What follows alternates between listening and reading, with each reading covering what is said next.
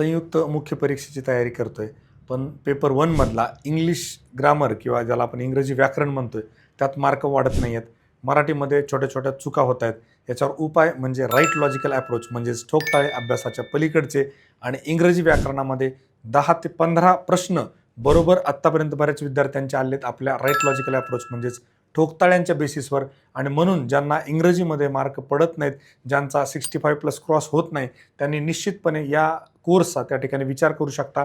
इथे आपण फक्त पेपर 2 साठी वेगळी बॅच पण त्या ठिकाणी केली आहे आणि पेपर 1 साठी वेगळी केली आहे. म्हणजे ग्रामरसाठी वेगळी अप्रोच बॅच आहे आणि GS साठी वेगळी अप्रोच बॅच आहे. ज्यांनी प्रिलिम्सची बॅच केलेली आहे अर्थातच त्यांना सगळ्या गोष्टी माहिती आहेत कशा पद्धतीने अप्रोच बॅचचा फायदा होतो. आणि सगळ्यात महत्त्वाचं, ज्यांना गणितामध्ये पण लवकर मार्क पडत नाहीत, मार्क वाढत नाहीत, वेळ पुरत नाहीत, त्यांनीही काही ठोकताळ्यांचा वापर करून बऱ्यापैकी क्वेश्चन्स बरोबर आणलेले आपण त्या ठिकाणी बघितलेलं आहे.